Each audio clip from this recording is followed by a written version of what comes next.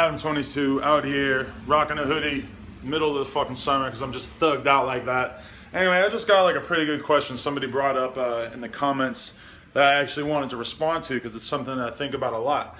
And they said, what do you think is better, podcasts or vlogs, and what's the difference?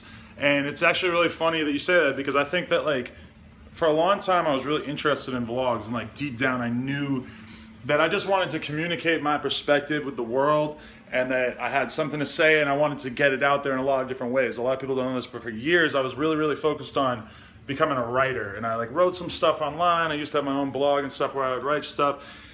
Over time, I think the two main things that kind of got me away from writing as a means to expressing myself, even though I've been writing stuff my whole life, whether it was on message boards or blogs or forums or Twitter or whatever, I think the thing that got me away from like real hardcore writing, like actually sitting there and fucking doing long form pieces, is just, so two things. Number one, I think that I'm just not the kind of person that really wants to sit around and write all day. Like maybe people don't realize is that like writing is very rarely like a spontaneous thing. Like when we go and do a podcast, it's an hour. Sometimes there's very little preparation. Sometimes I'll spend a few hours researching the person and stuff like that. But for the most part, podcast super spontaneous, vlog super spontaneous. I did not do any kind of preparation for this at all.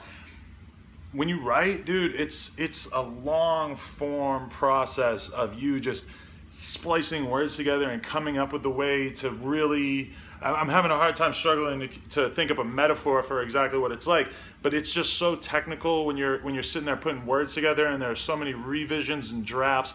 If I had to take the words that I'm saying right now and go through and re-edit them to be grammatically correct and structurally correct, there's a lot of rules in writing. And to be honest, I'm kind of a social person. I like to be out doing things, and that process of sitting there and creating these blocks of words and paragraphs, it just kind of didn't feel right to me. It just didn't feel like it wasn't the process for me. And then the other thing about it too is that I noticed that the scope or the scale that I was able to get in terms of viewers from my writing was not nearly on the level of the success that we were having, because at that time, 3-4 years ago, we were in the early stages of YouTube for us, not with No Jumper, with the BMX side of things.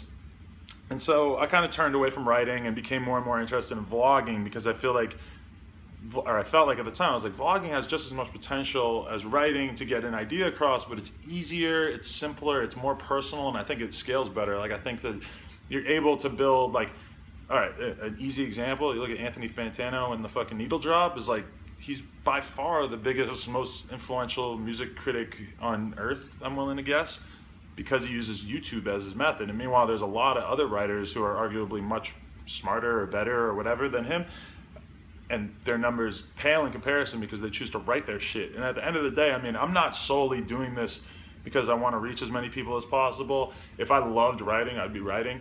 But in a weird way, I like the vlogging thing more. I don't know, it just feels more natural to me. And I think podcasting was almost like my way of moving between writing and vlogging, because I wasn't really like confident enough to just sit there and talk into a camera, and I wasn't really willing to take the vlogging thing seriously. Even right now, I'm talking to my iPhone. I'm not really like, I have no production values on these vlogs. It's really just 100% about the quality or about the content, the ideas that are being said. It's just things that I want to communicate to people. And the thing that's gotten me comfortable with vlogging, and the reason why I can sit here and feel completely comfortable, is because of the fact that I spent so much time podcasting. I've already done maybe 200 podcasts between the BMX side of things and the No Jumper side of things. And with that, I've made myself really comfortable. I've like gotten to the point where I can just sit here and talk. I don't really feel that different right now than I would feel if I was doing the podcast. Like I could sit down right now on the podcast and feel nothing. I forget there's a camera there. I don't give a fuck if I look ugly, if I say something stupid, whatever. It doesn't really matter that much to me.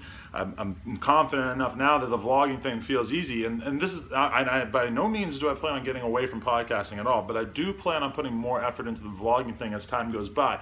And this is why, is because I think that it's easier to build a connection with people through vlogging than podcasting. And the reason why I say that is because podcasting, like when you look at the No Jumper channel, the views aren't terribly consistent. Like we'll go and get 400,000 on one interview, 100,000 on an interview, and then we'll have one that has 7,000 because you guys don't know the guests, so you're not that willing to click on it. And that is my goal in the long term, is to get so many fans of the podcast that I can interview anybody and we'll still get solid numbers. Like when I look at Tax Stone's podcast, people love his podcast so much, and it's so much about him that even when he interviews somebody that I know is not terribly well known, he's getting 100K on SoundCloud, and he has some discrepancies there. It's like sometimes it'll be 90, sometimes it'll be 140, but he does crazy ass numbers on his podcast just consistently across the board on SoundCloud. And of course it's a little different for us because we do YouTube, SoundCloud, and iTunes, and he's iTunes and SoundCloud, but whatever. I guess what I'm saying though is that I think vlogging creates that like personal connection.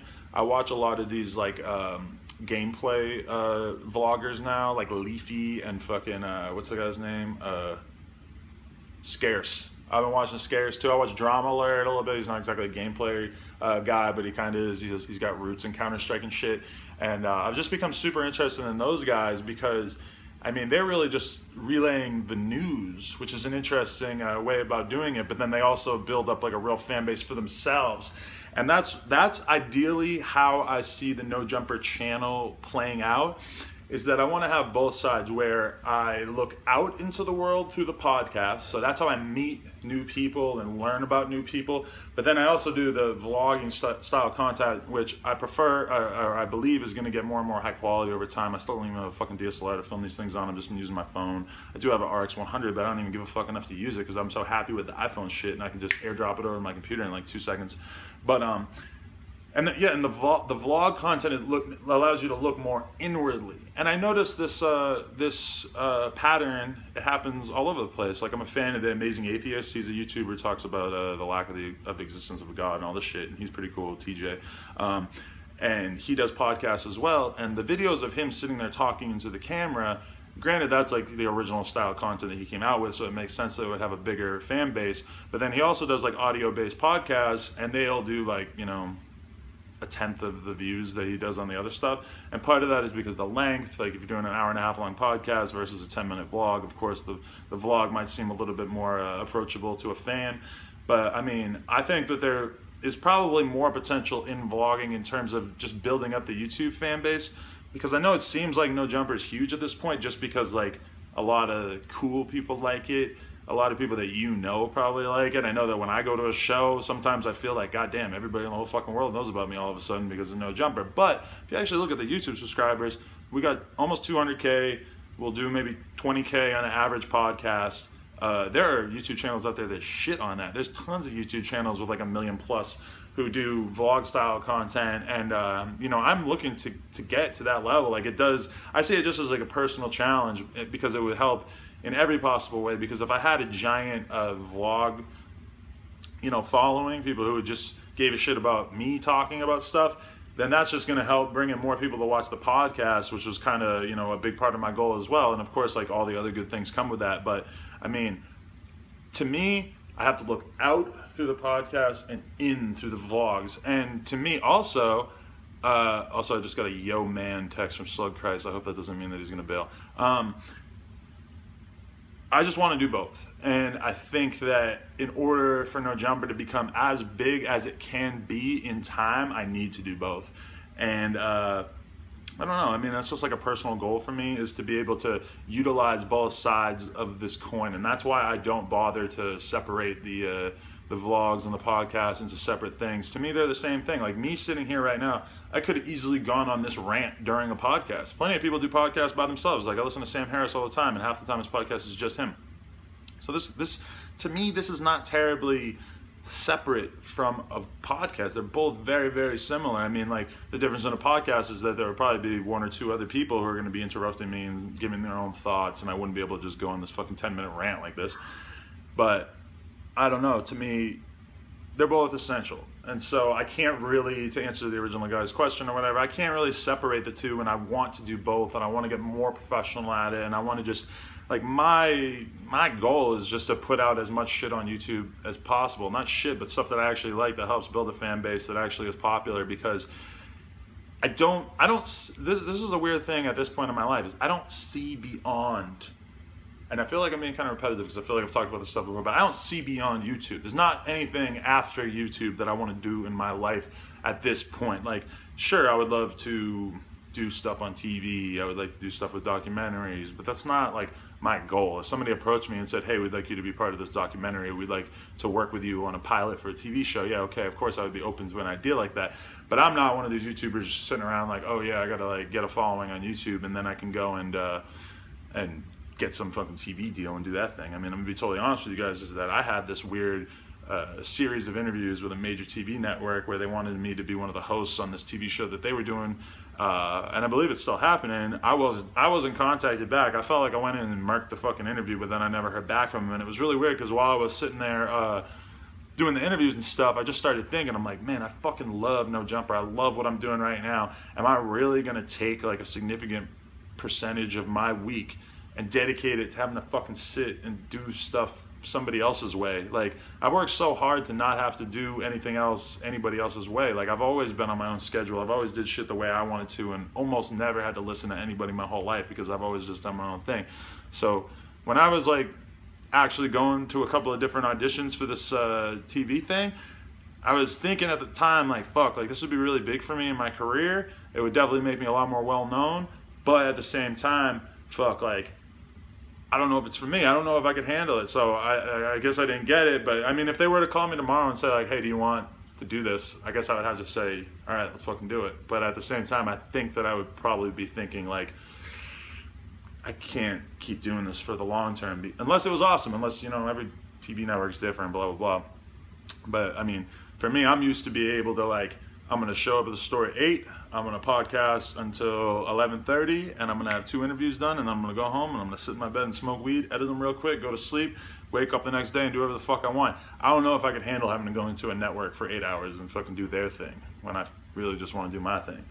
So, yeah, and I mean, needless to say, I think I've gotten pretty far doing things my way up to this point. Like, I've had guests that nobody ever would have expected that I'd be able to get, like Andy Milonakis and Riff Rav, regardless of the fact that that one didn't go so great, and like doing numbers on the podcast that I never would have been able to expect in a million years. I mean, that's like kind of the crazy thing, that I can't put myself past what I've already done, because I feel like I'm already doing well enough with No Jumper financially and shit that I'm kind of I'm happy. I'm blown away that it's gotten this much better. I mean, I'm still planning on taking measures to, like, you know, make No Jumper more profitable, whether it's going to be doing like an extra ad on the podcast. We've been doing these weed ads, but we might be doing a few other little ads or whatever. Hopefully you guys can tolerate those when those start coming out, if they do.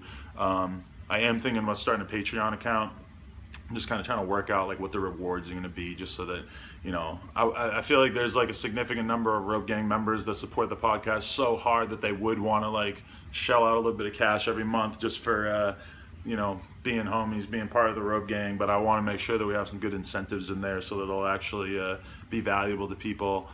And I don't know, I mean, I do plan on like making No Jumper more profitable, but at the same time, it's like I don't have some crazy vision where it's going to be 10 times more than it is now, because it's already chill. It's already like, fuck, I can make enough money to, you know, and that's the great thing about No Jumper, is that I've been running the BMX website forever. I've been running the BMX store for a few years now, and it's like there's a lot of expenses associated with that. Like, I got to pay out a huge, giant, almost 100% of how much money we make in both of those BMX related businesses, because BMX is kind of rough to make it work on a business end. With No Jumper, it's obviously very enjoyable for me because it's just whatever we make, I can just keep it. And obviously, you know, I'm buying house phone at Uber, I'm fucking buying house phone at Uber, I'm buying net at Uber, you know, I'm helping to like get my friends there, and I'm buying all this beer and vodka and rolling all these blunts of stuff for everybody because it's just a chill environment. But it's not like it's really making enough that I could help other people. And of course, with getting advertisements and stuff, it's gonna help get us into the perspective of like,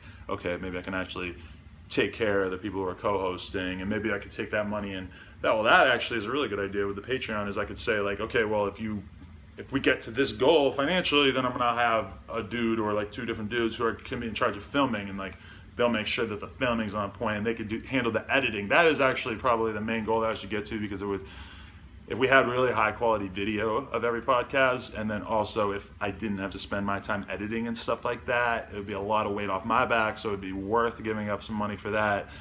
But then also it would, you know, it'd be a better experience for the user in the sense that like it would look better, and you know, maybe they'd be willing to pay for that. Anyway, just some random thoughts, just another random vlog. Still rocking the hoodie. Hot as fuck out here in California. Leave a comment. Let me know what you think about the whole vlog versus podcast thing. I realized that, well, it's weird because the podcasts actually do less views than the vlogs on average a lot of times. But the podcasts also are, again, seen on SoundCloud and iTunes. So it's, I would say, honestly, that the growth of both is sort of in line with each other. Like, they both seem like the views or whatever are kind of comparable along the way.